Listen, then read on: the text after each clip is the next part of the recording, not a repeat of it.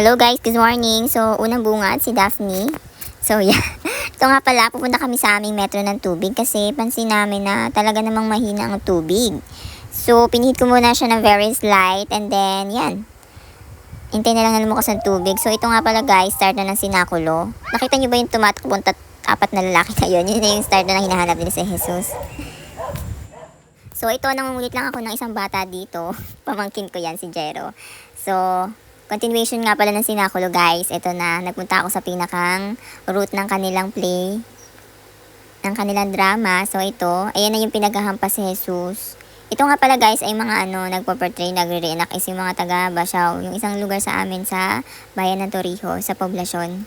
Ayan. Ito medyo dun siya bungad kasi hindi ko na masyadong nakuhanan. Since dadaan naman yan siya sa bahay namin, doon ko na lang siya kinuwanan. Yan siya, kung makikita nyo dito, madaming mga, yung nasa loob ng lubid, yan sila yung mga, mga kasama dyan sa sa reenactment. Yan, nasa loob.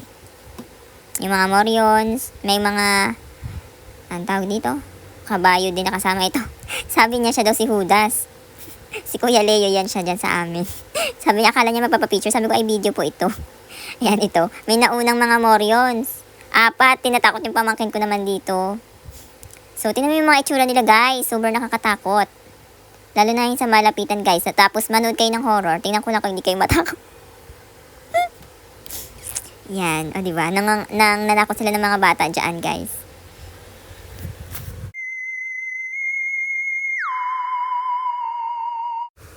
Ayan. So, kung makikita nyo guys, yung mga suot-suot nilang costume or suot-suot nilang mga damit, mascara, boots, yan. Sabi nila, yung mga tao dito, yung mga susuot din, is super mahal daw yan.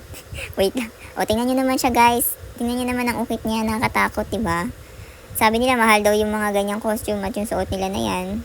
Simula ulo hanggang paan na yan. So, ito nga pala yung start na yan, yung sinasabi ko kanina, sinakulo. So, dun sa bandang likod niyan guys, yun na yung si Jesus na hinahampas siya. Hinapa siya ng mga tao. Ayan sila. Manood lang kayo dyan guys. Sa mga hindi nakakalam, panoorin nyo lang yung mga previous videos ko. I-explain ko doon kung ano ibig sabihin ng sinakulo. So yan. Ayan na siya. Hinahampas na siya. May mga hawak-hawak na yung krus. Hila-hila sila. Hila-hila siya ng mga tao. Hinahampas. Yung mga taong bayan. O nga pala guys, mamaya sa Biyernes Santo, yun na yung pagkatapos sa misa, yun na yung ipoposisyon lahat ng mga santo, tapos andun na rin nakasama yung mga nagpepenitensya. Actually guys, panpanatan na rin siya, penitensya na rin. Yung sa mga tao na talagang, siguro yung mga sa faith. Meron dyan pagka nagprosesyon, yung may hinahampas sa likod, tapos yung may nagtatakatak. Yung may hinahampas sa likod guys, yun, totoong, depende siguro sa kanila kung talagang gaano kasakit yun. Kasi pag makikita mo, hinapas nila yung sa likod, yung lubid. So, try ko ulit mami i-share sa inyo guys, yung mga videos na yan. Yung sinasabi ko yun sa likod siya ng procession, nakapwesto. So, ito na guys. Huli na to, yung mga morion na sila. Yan naman ay, puti naman ang kulay nito mga morions na to. Itong mga puti nito parang medyo, sila. May nakita ako dyan parang yung mukha ng babae, parang anime. Alam niyo, yung mga parang superhero. Ayan siya bandang unahan. Ito naman puti naman. Sa kanila iba-iba, may mga pula, may itim. Tapos yung iba, random na. Yan, puti naman yung kanilang anong tawag dyan, yung nasa likod. Kapa. Ito pala, may nakita pa ako dito, Morion, na parang umiilaw yung mata niya. May tumatawa pang isa. Tapos ito namang isa, may panghati ng kahoy. Itong isa, meron ba dito pa pa-sweet? Parang wala, no? Ayun, may balbas pa yung isa. So, medyo madami-daming itong mga morions na to. Madami-dami na rin silang mga grupo na sumasali. Ito nga pala, guys, alam ko pag naging morion ka, kailangan pa rin talaga niya i-register. Nagpapa-register siya. Kasi may mga number sila. Ibig sabihin yan, talagang hindi porke nakamaskara ka or nakasuot ka na pang morion, yun na yun. So, talagang kailangan siguro talagang mag-register.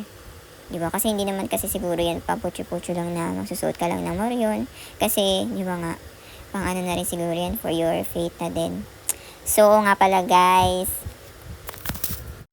Oo nga pala guys, alam niyo ba, nung bata kami, may mga kanta kami sa mga Moryon. Kumbaga, di ba, syempre nanako sila. So, ginawan sila ng kanta ng mga bata sa amin. Sabi nila, Moryon, bungi, may tayo sabi, hindi nag-iwang, hinabol ng aswang.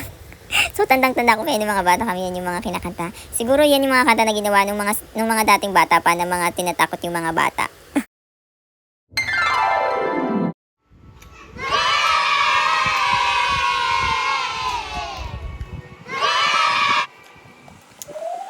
Hi guys, good afternoon. So, you already watched the Cenaculo. So, as you can see from my very first video on this mini vlog for today. So, nakita niyo yung hindi naman pinakauna, nakita niyo ba yung may humahabol, tumatakbo na tao or nakamascot kanina? Yun start ng may Cenaculo, and then kasi yun, start nun is yung hinahanap nila si Jesus. Guys, wait lang may iba. Kaya napansin niyo, di ba lagi akong tumitingin sa iba kasi yung camera ko kasi may flash. So, yung sinag nung ilaw is medyo masakit siya sa eye. So, may part na iniiwasan ko lang siya. So, don't bother that. Huwag niyo pansinin niyo. So, yeah, so yun, nakita niyo yung video na yun, di ba, hinahabol yung pinakang start ng Cenaculo, and then, after nun, di ba umaga yun, yung hinahanap si Cristo, si Jesus, and then, may part din sa video na pasan-pasan na yung krus ni Jesus, tapos yung may mga kasama siya, dalawa yun, tatlo sila na pinako sa krus, and then, before 12 noon, so, nung 12 noon na, doon na siya kinrucify or pinako sa krus, and then, since wala siyang sa video ko ngayon, pwede niyong panoorin yung previous video ko kasi andun siya, yung pag-crucify kay Jesus. Siguro yun ay last year or last year pa yung video na yung Cenaculo na yun. And then, di ba yung Cenaculo na yun ay hanggang 12. So, in connection doon, na sabi doon yung mga 7 last words ni Jesus Christ na siya ay medyo sinabi siya or binigay yung simbahan na ang nagpatuloy nun kung ano yung mga sinabi ni Jesus sa 7 last words. And then, hindi na kasi ako pumunta dun sa sa pinaka-venue nung kinrucify si Jesus kasi medyo mainit. At saka sabi ko, meron naman ako video dun. So, sabihin ko na lang sa inyo na panoorin na lang yon yung previous video ko na may Cenaculo. Yan. So, siya nga pala guys, yung palang pugutan, yung sinasabi ko lang yung pala ay, different pala siya kay Cenaculo kasi yung pugutan is pinaperform siya sa amin dito kapag gabi. Yun naman, ang mga nagpe-perform naman yung nag-a-act naman is yung mga empleyado. And minsan yung mga estudyante din ng mga school dito sa aming lugar. So ngayon, hindi ko pa sure kung sino yung mag-re-enact ng pugutan. Yun yung sabi ko na pinupugutan ng ulo. Yun kasama din yung mga Morians doon. Iba-iba, may mga Israelites, may mga apostles, yan, madami naman sila. Pero tingnan ko pa rin kung makapag-video ko or mabibigay ko sa inyo yung sample or idea kung anong ginagawa sa pugutan. So since ngayon ay Friday, and it's April 3, 2026, and it's a Good Friday guys. So, ito, medyo ako iwas-iwas muna sa labas. Dito lang muna ako sabay kasi medyo mainit sa labas. Mag-beach sana. Nag-beach yung mga kasama namin sa house. Kaya lang, ako ay, stay muna here sa house kasi super init. At saka, yun nga kasi diba, Biyernes Santo. So, ingat-ingat din. Tsaka, yun, kasi dito lang naman malapit yung beach sa amin. May malapit din na dagat dyan. Kaya, pwede naman siguro akong pumunta na lang doon. Kahit kami lang dalawa ng aso, kung mag-bike na kami, okay lang yun.